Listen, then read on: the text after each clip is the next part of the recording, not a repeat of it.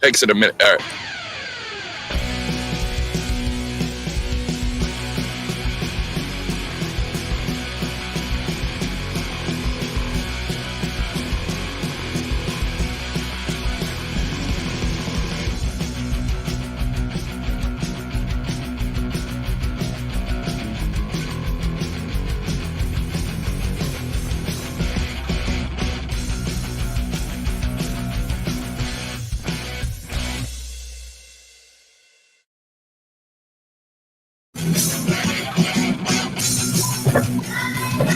All right, it's not going to end. So, all right, we're live on Thursday night, up on the bars discussion. And for Steven, it's Friday night. It's not going to end. So hold on. All right, we're live on Thursday night, up on the bars discussion. And for Steven, it's Friday night. It's not going to end. So hold on. All right, we're live up on the discussion. We got background for Steven. It's Friday night.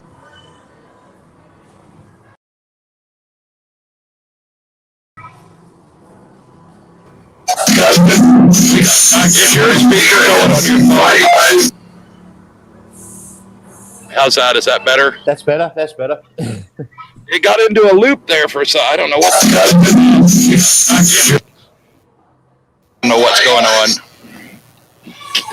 Can I still hear you? Is that better? That's better. Yeah, I got you. Yep. It got into a loop there for so I don't know. Oh, hang on. God damn it.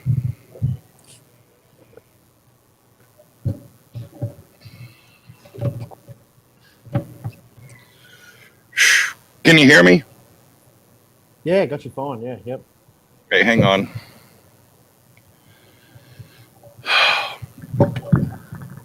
We'll try it the old school way. Here, hang on just a second. Yeah, got you fine. Okay, hang on. I got a new Bixen board and it's not working, so.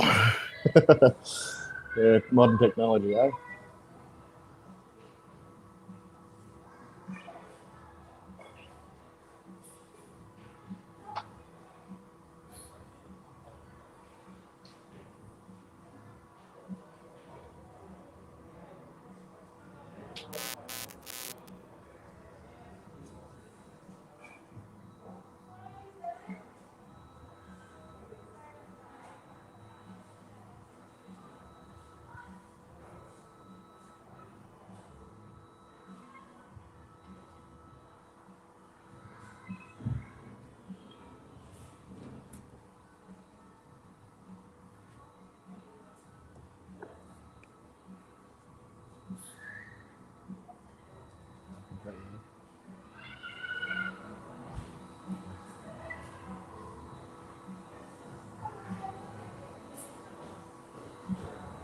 Better? Is that better? Yeah, got you. Yeah, got you there. Yep. Okay, I got you too, so that's better. So anyway, all right, now we're going. But anyway, this is Steven Hateley of Hateley Motorsports out of Australia. We were just talking off air, and everything was perfect, and everything was great. I don't know what changed, but whatever. We're good. Yeah, technology. So, oh yeah. So, first of all, tell us where out in Australia you're from and what you're getting ready to do this evening. So I'm based out of Horsham in Western Victoria in Australia, down the southern end of Australia. We're currently on the road. I'm at a local McDonald's here, about 10 minutes from Borderline Speedway in Mount Gambier. We're going to head out there tonight and run our Summer Slam. We've got 3 nights of racing for the next 3 nights, so Friday, Saturday, Sunday.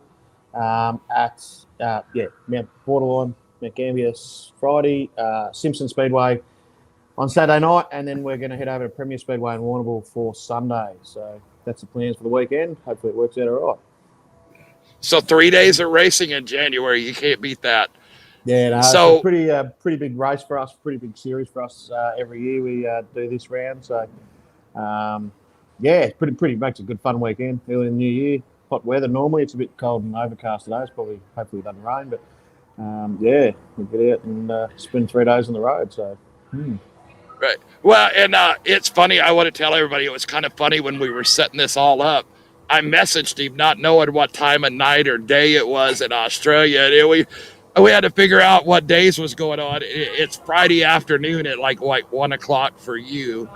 Yeah, it's And actually it's we crossed a time zone to get here over in South Australia, so it's actually 12:30 for me at the minute. But yeah, 12:30 Friday afternoon. So yeah.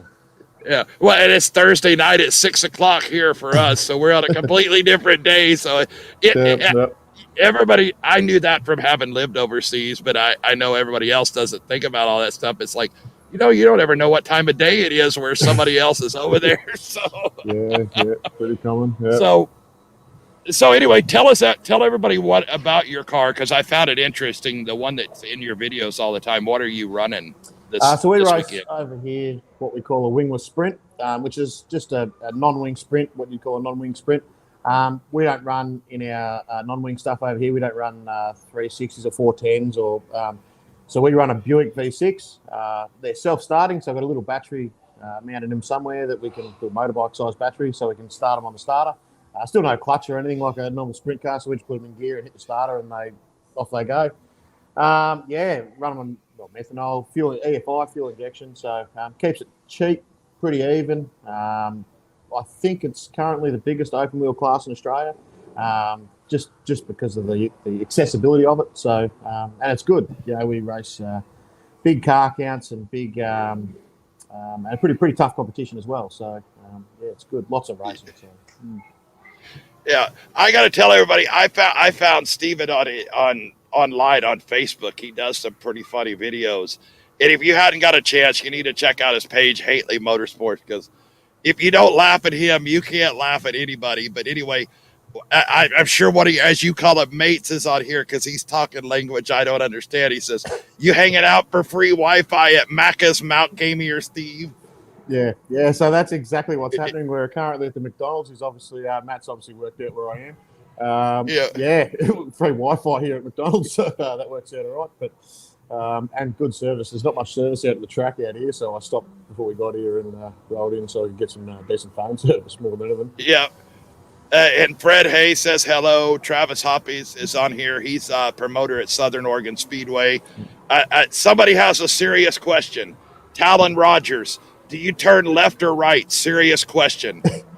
We turn left. We like everyone else does. So in our class, there is a couple of classes over here that turn the wrong way, what we'd call the wrong way. Limited sporties and super rods, they turn the wrong way. But as a rule, most of the speedway stuff we turn left like everywhere else. So. Yeah. Now I was watching, like I said, I asked you about those saloon cars. I watched a race the other night. It looks like a running track here in America, where at the high school running track or whatever. Yeah. But they would come into one of the corners, and it was like, instead of being rounded, it looked like it come in, they turn left, and then turn left again out of it. It was a weird. Those cars were coming almost to a stop to come around the corner, and it looked like it come up a hill. It doesn't look like they're flat like they are in America. Do y'all have any of that you run like that? No, not really. No, most of the stuff's pretty well like American tracks. Banking varies, and we don't run on any big stuff much. We don't have half miles or anything here. As a rule, it's all quarter mile stuff. But so they're all pretty similar sort of setups. Most of them are clay and varying degrees of banking, and most of them are quarter mile. So. There is a few different classes of things that run on. We got some dirt circuit stuff over here and different stuff, but yeah. Well, one of the Australians, Michael Bulleman, Gympie Speedway is the track he is talking about. He knew exactly what I was talking about. Yeah, there's a couple of other odd things here with the. I know Alexandra, Gympie might be the same. They run a dog leg in them occasionally for some classes, which is might be what's going on at Gympie, but that does happen a little bit over here. But as a rule, it's sort of quarter mile oval tracks. So.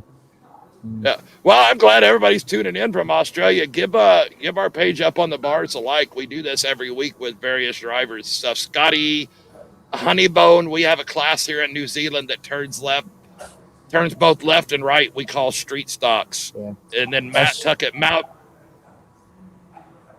man, your guys are on top of everything. Mount Beauty as well is one of those oddball tracks. Yeah, there's a few of them around. Yeah, our streeties here turn what we call our streeties, which is a little bit different to what you guys run, but they turn both ways here. So you'll quite regularly roll out in the track, and flip a coin before they open the gate which way they're going to go. So they can't set them up to run one way. They've sort of got to have them pretty even. But yeah, that does happen a bit here. So yeah. Well, everybody's getting involved tonight. What type of tires do you run? So we run pretty well standard sprint car tyres on them. What guys run on a sprint car on a 410. Yeah, I tend to run Hoosiers, but we're Hoosiers American Racers. We've got a new tyre over here now, Dirt X Industries, who import them. It's pretty well standard what you guys run. We're having a little bit of a tyre shortage at the minute, which is becoming a bit of a problem. Hey, we're having that too, so don't feel bad. Yeah, well, Hoosier and American Racer, I don't really want to send them over here because they haven't got enough there, and the freight boats are becoming an issue. So yeah, it's been a little bit of a difficult situation. Well, and you're talking about the boats. It's funny that you say that. I do a trucking podcast every week, and we just had that whole discussion with the supply chain over here too. Everybody's complaining and moaning that we got over 100 ships sitting off the coast of LA waiting to come in and dock and unload too. So we're having this. That's where all the ships are. They're over here waiting to come in. So waiting to get unloaded and loaded again. Yeah. Yep. Yeah.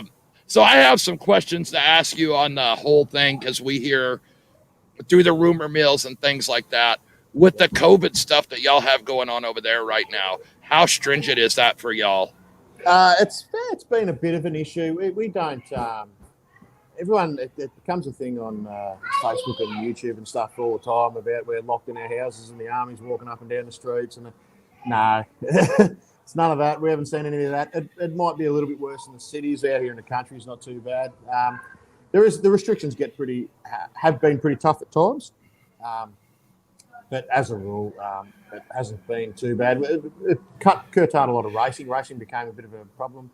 We had crowd size limits and stuff, so a lot of the tracks wouldn't open up because they could only have 100 people there or whatever it was. So that sort of cut our season short a little bit last year and the year before, and we got a little bit late starting this year. But yeah, not too bad as a rule. Currently, they're trying to make us wear masks again, I think, but yeah, it hasn't been as bad as what everyone makes out it is. So yeah. Well, it actually sounds just like here in America, believe it or not, exactly the same. I had a guy message me on Facebook about what was going on in Australia. He was really worried about Australia. He's from the States. And when I explained the restrictions to him, he's like, oh, well, that's exactly the same where I am. Like, yeah. It hasn't been. Yeah, that's exactly. It's been pretty tough on like the restaurant industry and stuff where they've had to shut and pubs and clubs and things. But, as a rule, it hasn't been a huge pain. So I'm going to let everybody know when we got on here, we were making sure everything was going before we went live. And I asked him a question. I'm going to ask him live on the air just because I watched the video this week. Tell us, have you had to stop a race yet for a kangaroo crossing the track? No, I've never seen it happen. I have seen a bit of, like I said, Bathurst every year. They'll run every now and again. They'll get a few run across the track. As a rule, no, I've never seen a race or a speedway with a problem with roofs on the track or anything silly like that. Had a few snakes. I've had a couple of race meetings stopped because the guys on the infield are dancing around brown snakes and stuff. But that's about as bad as it's got here. So, all right. So you mentioned brown snakes. What are those? I don't know what that is. I know it's a snake, obviously. Yeah, but it's just a snake. It's brown. It's up to about 5 or 6 feet long max. Pretty venomous. They're pretty sedate normally. They normally run away and hide if they see you. But you stand on them. They don't like it real much, and it can get a bit nasty. So that's what we sort of our main snake we encounter here. A few tiger snakes, they can get a bit aggressive, and they're just a stripy snake. But as a rule, they're not too bad. Well, I just wanted to ask that question because I'm going to tell you right now, and everybody that's on here, you can screw with me all you want to. I don't care. I'm scared to death of spiders, and I have seen some of the spiders over there. I am in no rush to go over there, I can assure you. Yeah, most of the spiders, we get a lot of spiders over here. I dragged a heap of tyres out of the shed to come racing this weekend, and they're all covered in spider webs, and there was a couple of big huntsmans and redbacks. We had heaps of redbacks, and I had to blow them all off with a pressure washer before I loaded them in the trailer. Those huntsmen. Oh my God. Yeah. Those are the ones they're huge. Yeah, they're pretty harmless, those guys. They're Yeah, they're massive spiders, and they're scary when they sneak up on you and you don't. I had one the other day on the inside of me welding helmet. I was doing a bit of welding on a truck, and I pulled my helmet down, and oh Jesus, like it flicked that helmet off pretty quick. But yeah, they're pretty harmless normally, but yeah, just when they sneak up on me like that and they're 2 inches from your face, they get a bit hairy. But yeah, they're pretty common over here. Yeah, snakes and spiders are probably our biggest thing here. Got them all the time. So yeah. Yeah, I could deal with a snake. Hell with a spider. So there's a bunch of. I got one up here. It says Scott Honeybone says, "Are the street stocks in Australia allowed to make contact?" I'll tell you when we get to the track and that we have a duty of care we read out every day. That's I can nearly get it off the top of my head, but part of the line in that is that speedway is a non-contact sport. Yeah, they're not allowed to. Pretty common. You're banging doors and rubbing wheels and carrying on. It's gets pretty rough at time, but they're not actually allowed to make contact. But they'll still turn you if they need to. So it does happen. Yeah. Well, my buddy Mark Garner, what's up, Roy? Looking good, buddy. Whatever. So Scott Bowden, what classes are you running this season? First of all, and then by any chance, are you going to run an outlaw class or just stick to shitty IMCA garbage? Yeah, no, we run the wingless sprint. I've got an old truck. We here in Horsham, my local track, Blue Ribbon Raceway. We run V8 trucks. So I've got an old truck that I'm doing up there. I might get out later this season. I was kind of hoping I was going to have it out earlier this season, but work and wingless sprints get in the way. So, but yeah, they're like it's an F600 truck with a Cleveland in it, and we run those, which is just a bit of fun.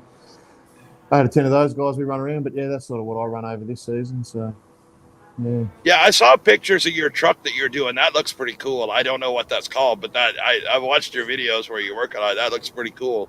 So, yeah, what is that truck? So it's a 1957 F600.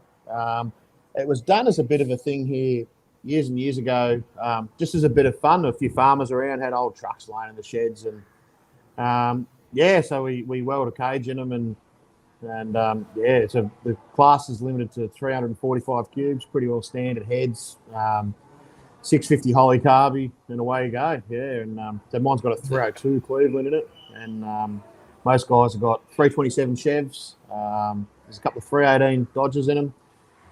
Yeah, we just bang them in and weld a cage and a bit of wire mesh, and away you go. Just a bit of fun. I just wanted something to race at my local track. I don't get to race there very often, and yeah. Oh well. We'll drag that out, and we drag it out on Saturday night and have a bit of fun. That's a go. So, yeah. I'm going to make a comment here. It's funny that he mentioned shitty IMCA garbage. It appears that IMCA has the same vast following in Australia that it does over here as well. Yeah, we run. I think we run over here what we call. So we call M-cars over here, which is very similar to what you call IMCA. Yeah, we run. Those guys are pretty popular. There's quite a few of them around. We also run the center-seated V8 dirt modified stuff over here. So, yeah, plenty of that stuff around. So, and Matt Tuckett says also another name for Melbourne bitter beer and a long neck. Yeah, I don't know what that's in reference to, but anyway, it is what that's just sharing. Our street stocks in New Zealand are built to hit. We even have teams racing. I have seen those guys race. Yeah, I got a fan who from New Zealand who races. He sends me messages occasionally and try to come in to go over there and race them at one stage. They run them in teams and gang up on each other, and yeah, it's pretty wild, that stuff. Yeah. Well, let me take a quick commercial break here for one of our main sponsors of the show here. Hang on. Tired of calling multiple companies to complete your low voltage projects? Minimize the hassle by calling Workman Communications, your locally owned one-stop shop for all low voltage needs. We tackle everything from commercial and residential data, telephone cabling to access control installation, CCTV, alarms, and audio-video solutions. With no job too big or too small, we'll ensure your project will be completed to your standards with precision quality results. Let's start a new project together.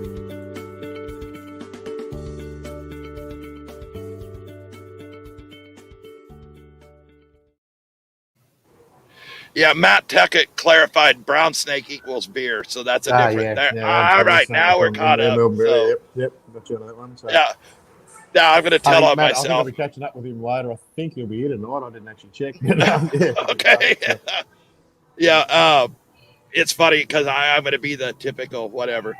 Dude, I know Foster's. We drank Foster's everywhere we went, all over overseas. That's a massive myth that like no one drinks that here. Like it's a yeah. I remember seeing ads years ago like Foster's is Australian for beer and it's huge overseas. You hear them talking about it all the time, but it's like the least drink beer here in Australia. It's just It's kind of like the Milwaukee's Best over there. I'm with you. yeah. But it's pretty good anywhere you go. So, but yeah, that's it. Now, one of your videos that I watched that I thought was really cool on your page is the one where you took the injectors out and were using your machine to test all the injectors and do your maintenance on that. Yep. Are you a mechanic by trade? Just yeah. So I've been a mechanic for too long now. We've got our own business in Horsham Off-Road, so we do a lot of full drive accessories and things. But part of that, clean injectors with the wingless sprints, we run pretty well the standard EFI system. We can chip them up and carry on, but the standard EFI system, and we the injectors, the methanol eats up the injectors a bit, so we've got to keep on top of that. One of the big maintenance items we've got to do is clean them fairly regularly, and I do it nearly every race meeting. And that was one of the things I do all the time. So we do that before we race meet. And that's what I was saying about your videos. I watch them all the time. It's cool to watch what y'all do to see maybe what you do different or whatever over here. That everybody shares information that way, I think, and your videos are really cool. Yeah. So part of the reason I do it is that I come from I'm not from a racing family at all. My old man used to drag me to the speedway once or twice a year somewhere, and that was my introduction to it. And so the first time I'd ever been in the pits at a speedway, I had my own car, so I had no idea, and part of that was showing what goes on and trying to introduce other people to the sport and share information. So that's part of it. So. And that's kind of, we talk about that on this show quite a bit. I have some friends that work in the industry that have chassis schools and they do shocks and things like that. They come on and talk about tech stuff on here because racing on the East Coast is different than racing on the West Coast because, you got NASCAR and everything on the East Coast. So all the technology starts there and then it works its way across. And so it's kind of helping hopefully bring all this stuff together and share all that stuff, kind of like what you're doing. And, I would tell you right now, I'm an idiot to come and do a lot of all this stuff. And I went to a chassis school, and the first 30 minutes, it was like, I didn't do anything right on my car. So we got to go back to the drawing board when we get home. And it's just like you, I'm sure, showing up for the first time. You didn't know. Nah. You don't know nothing. You show up and think, hey, we get in there, we go fast and have fun. And that's not all there is to it. There's a lot more than that to it, Yeah. So Sean Graham wants to know, do they run sprint cars in Australia? Sean, he drives a wingless sprint car, and he said that they do have some other classes. They have, 410s and 360s? Yeah, so we run pretty well what you do in the States, 410s, 360s. So we run pretty well everything over there. It's only our wingless sprints that are a little bit different. We obviously run them with the Buick, and you guys run them in a few different things over there, depending on where you are. But, so we still run sprint cars. And, it says, Scott Honeybone, I drink VB and I live in New Zealand. When I was younger, I used to drink a lot of VB. That was the go-to beer for a while. But, we've got a lot of that over here. So, that's it. And then Sean Graham, are they American chassis that y'all run? Do you run American? Mostly, chassis? So I run I have ran a cool chassis, which is an Australian chassis. I'm currently in a Triple X chassis. We run. There's a lot of Maxims over here, KPCs. Pretty well anything you get in the States gets imported over here. So they're all, most of them are either American or I said cool and a couple of others, but most of them are that way. So. Yeah, what's cracking lacking? Yeah, that's from Antonio. He said, "What's up?" He drives a wingless sprint over here with us too. So Matt, your guys are helping out a lot over here. Educate them what VB stands for, Steve-O.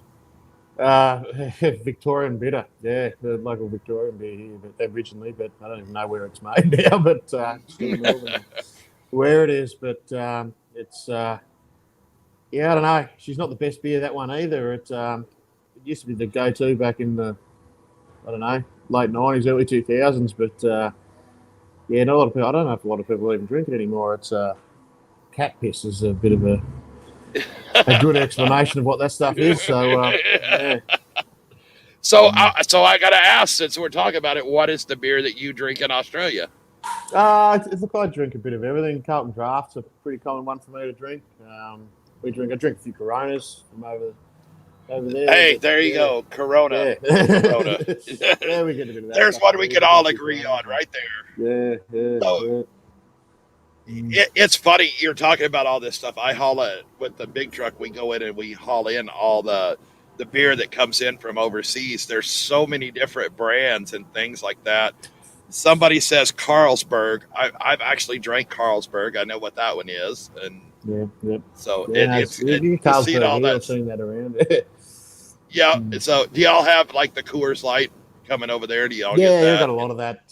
We have a few Budweisers and Carlsberg and Heineken and all sorts. A lot of that international beer here. So like I said, VB, Melbourne Bitter, Foster's, all the local stuff. But yeah.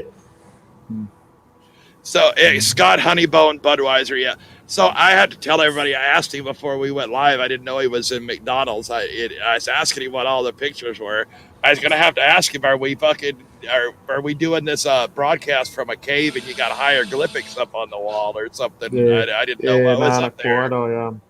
I walked in and we were running a bit late on our way to the track, and I thought, oh, geez, I've got to get this set up before we get to the track. But rolled into the local Macca's here, and there's a few pictures and stuff on the wall. So that's free Wi-Fi. Yeah, it's well, that's that commercial I ran earlier. That guy I have Wi-Fi in my truck, and he provides that. So anywhere I set up, I've got Wi-Fi for the most part. So I've got a new transporter we run.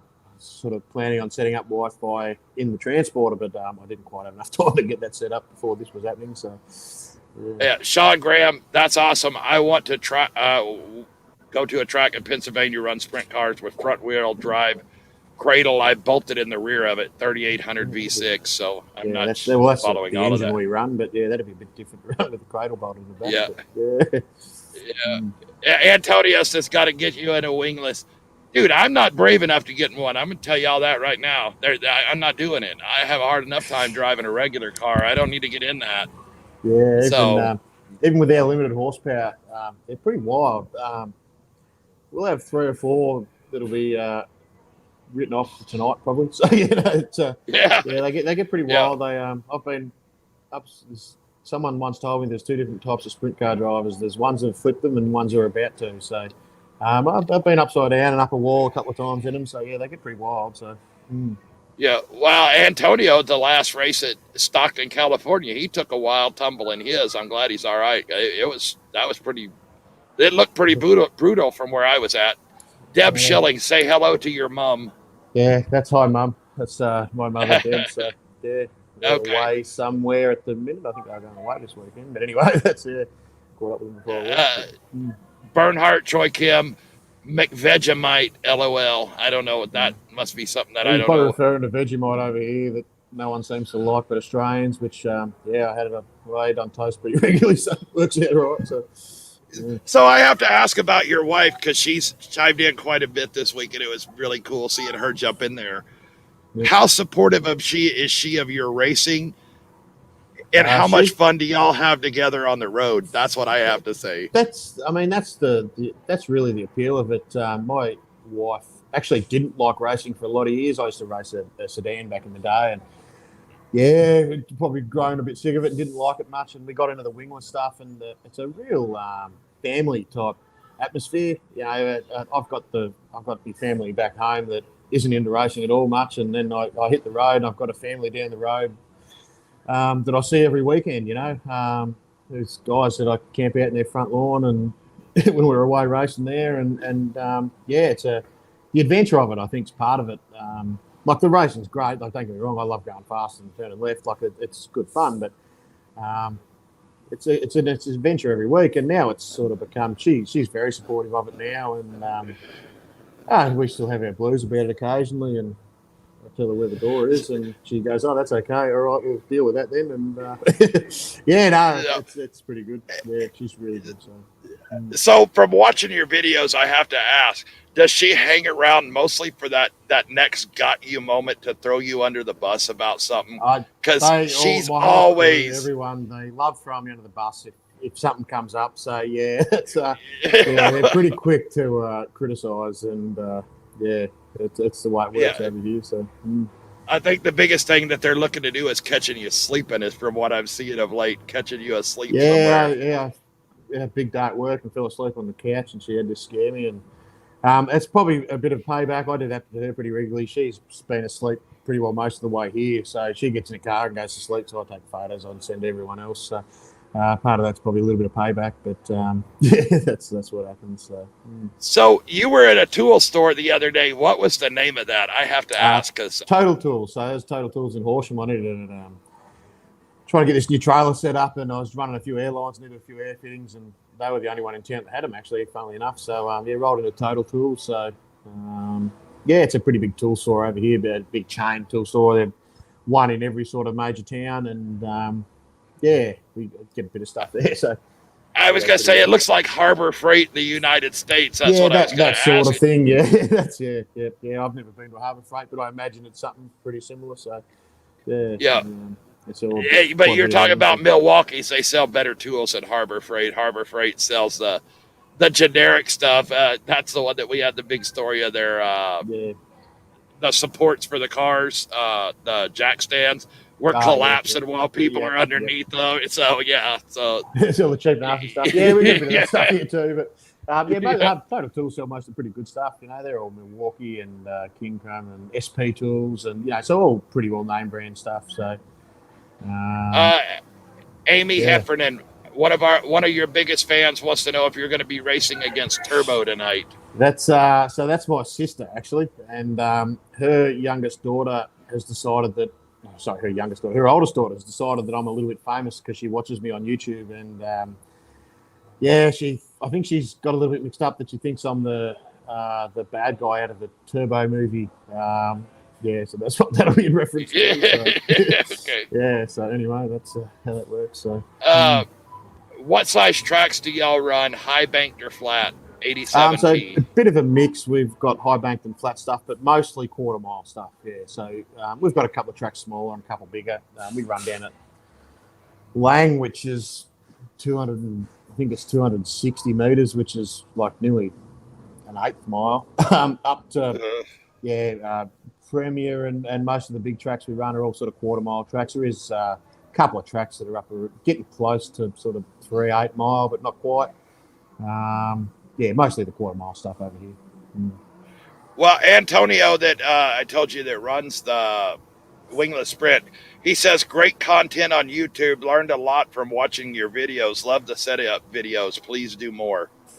So that's the American guy that I know here that's telling you that. So there you go. That was part of it. Like I said, I'd never been even into the pits when I bought my first race car, and it's a pretty steep learning curve, and if I can help some I think my theory is that I reckon everyone should race a car. It's great fun and it's a great lifestyle, and I don't understand why you wouldn't want to. It's just my brain, but if it can help some people get into it and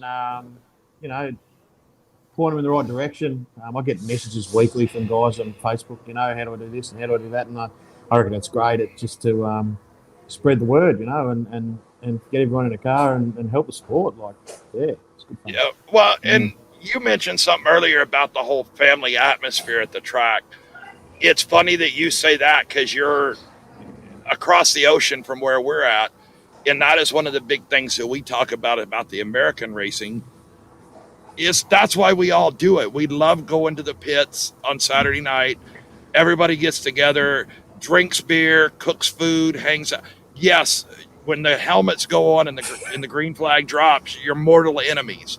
But when you pull off the end of the track, when it's over, you hang out and you're best friends. And that's, I said all along, that is racing in a nutshell. And if everybody got to hang out and do that, I think the world would be a better place because, you know, you can talk shit, you can do whatever, and nobody gets their feelings hurt for the most part when you're hanging out afterwards. And you can hate each other on the track, but it's very much the same over here. Like I've got guys that, there's a lot of guys that, you'll have disagreements and bits and pieces, and he cut me off and he ran over me and he shouldn't have been there and all that crap that happens. But as a rule, like I'll run over someone, not intentionally, accidentally, 9 times out of 10, but I'm the first guy to run over with a spare front end and throw a bloke or quite regularly I've got guys fishing around my trail looking for another arm or another this or that. And that's part of it. I'll, might crash you out to win, but I'll give you the shirt off my back to get you back out for the next race. Like it's the way it is. And that family part of it's sort of, a great part of it that sort of, I don't know, it probably doesn't look like that from the outside looking in, but it is a big part of it. So it very much that way. It's that way at any track that we go to. Troy, anyway, since SOS, which is Southern Oregon Speedway, should have a sister track over there that has similar dimensions and trade information. Maybe someday plan a trip to race each other's track. Wouldn't be a bad idea either, yeah. Well, and I'm going to tell you right now, Peter Murphy that we mentioned on there, we have talked about that very thing. He said, I have some friends in New Zealand that want to come over and race in America, because that's how he got started. He came over with Steve Kinzer. Steve Kinzer gave him a shot in a sprint car. That's how he got to where he was at. A great sprint car driver, suffered a really bad accident. Now probably one of the greater promoters out here in racing. He wants to do that. He said those guys don't want to come over and drive sprint cars. They want to come over and drive late model style cars, which they race the cars that are similar to what we're racing. And once COVID clears up and we can start, getting along, he wants to do something like that. He's very much on board. So we're already in talks of that. And I know that several people have said back in the day, we had a group of American drivers would go over with you guys and they would turn it into the WWE for a week. And then those guys that come over here, they said it was a lot of fun and had a ball doing it. And that's, I think that's great for. We get a lot of, we get quite a few Australian drivers race over there. During our off season, it works good because it's our off season. Seasons are opposite. And, we've got the Classic over here every year where quite a few American guys come over and run the couple of weeks and run the Classic. And COVID's been a bit of a really put the brakes on that a little bit. But the Classic's back going this year. I don't know how many we've got. I think Carson is that the one that at the minute? Yeah.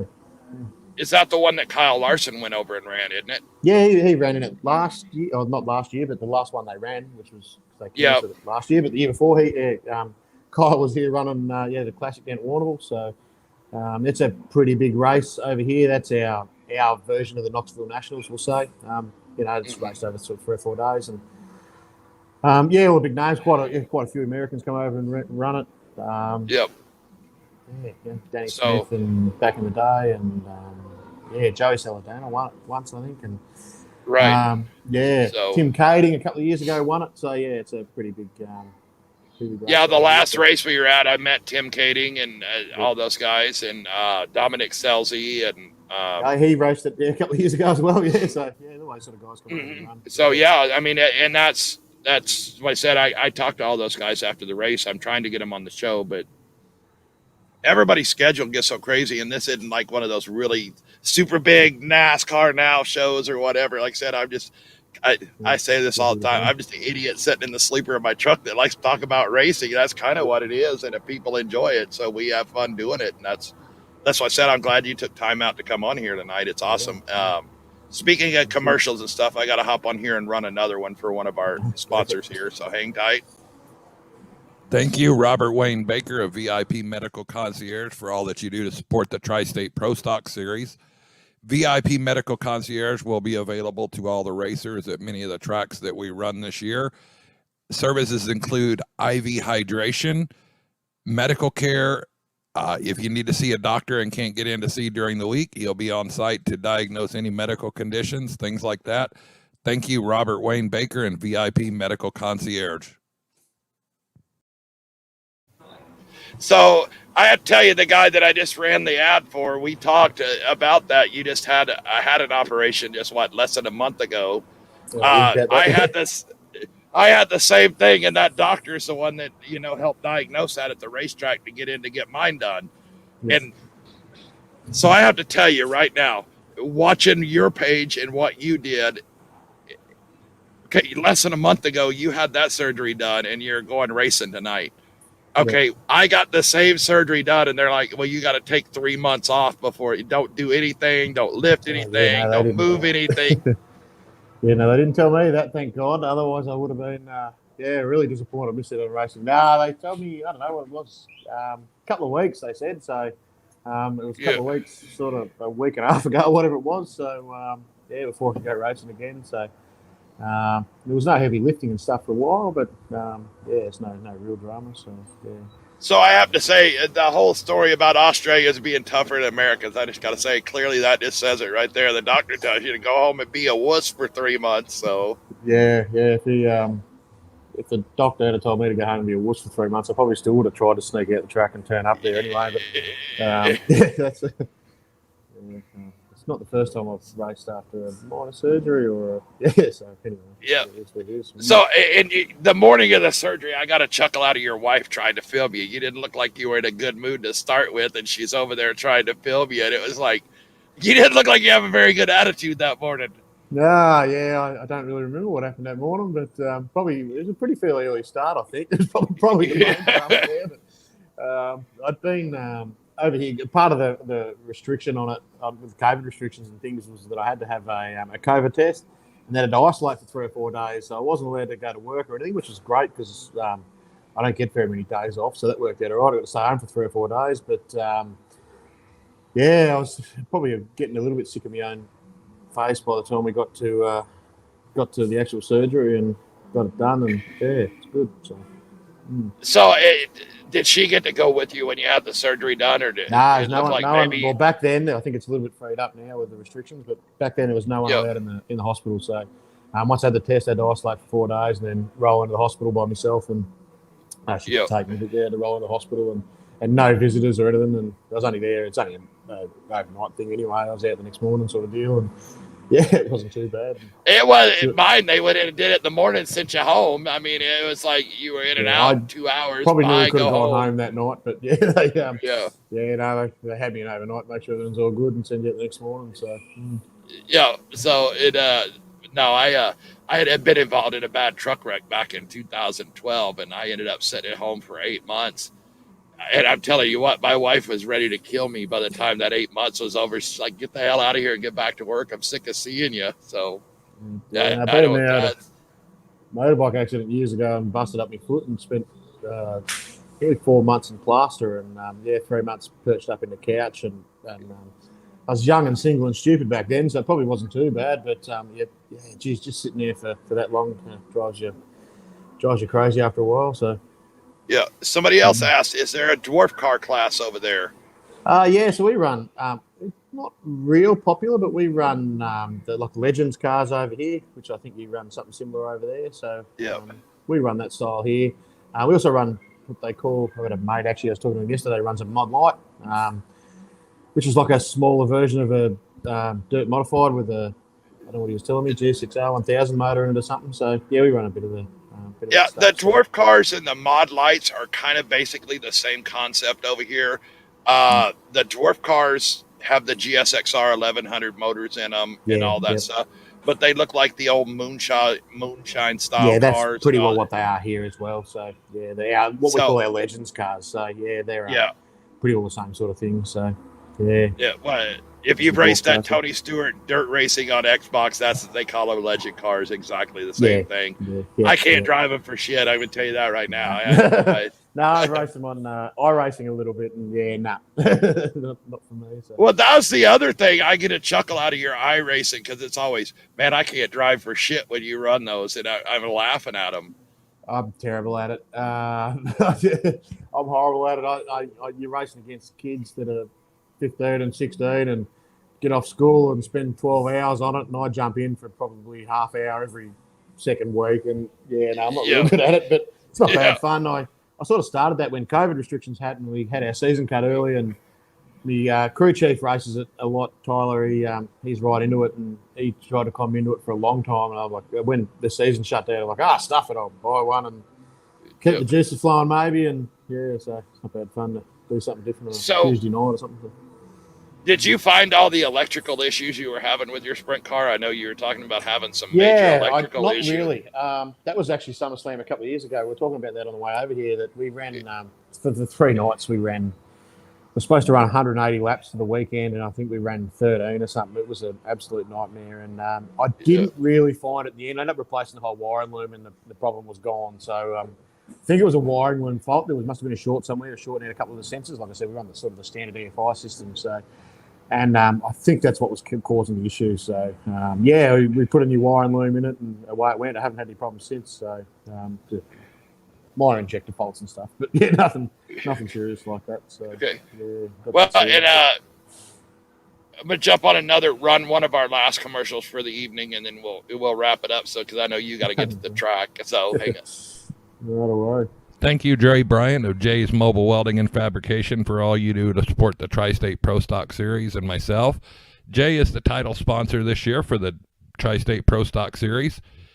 Jay owns a welding and fabrication business in Sacramento, California, can do all kinds of welding. If you need some welding repairs done on your car at the track, he usually has a welder available in his track. He also provides sheet metal to racers, so if you need any of these services, contact Jay at Jay's Mobile Welding and Fabrication. All right. So, how do purses compare?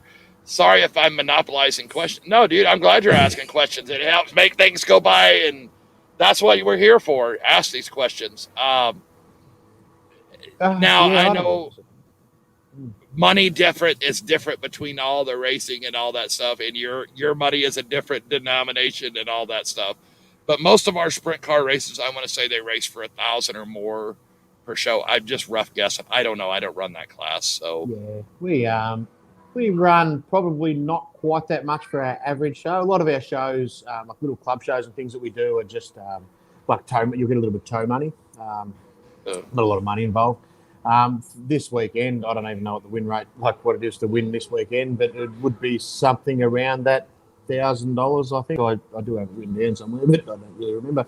We've got a couple of big shows that pay pretty big money. There's a big race over in Murray Bridge every year that pays quite a bit of money, and we ran the Wingless Classic last year, which was $2,500 to win or something. So it sort of varies fairly well, but depending on where you are and what you run, the sprint cars, the 410s, are probably a little bit more money involved with that stuff. But not a lot. The first thing, I don't know. It's a funny situation that over here. Yeah, well, and with the series that we promote, we focus on all of our races being roughly 1,000 to start, and at least, or 1,000 to win and 100 to start, and divide up down the way. That way, we would be somewhere similar to that. That's it. Yeah. So, but we're not sprint cars. We're pro stocks. We look like late models, but we're not full on late models like you see on Lucas Oil, things like that. So, good luck this weekend, Steve. Sadly, I'm not attending this year's SummerSlam from Matt Tuckett. Yep, there you go. I'm not going to see him. No, that's all right. Yeah, I guess so. I guess you're not seeing him. So there you go. But anyway, well, I think we'll end it off here. If y'all hang tight here, we'll end it up. I appreciate you giving up the time over there, and good luck this weekend. And put some posts up so we know what you're doing. Will do. Yeah, no, we'll do. Right. I'll get the missus onto that. Yeah. You'll ask her to do it, right? That's it. Yeah, that's the one. All right, thanks, guys. And they said thank you and hammer down from Skip Tuttle. So, not a drama. Yeah. So.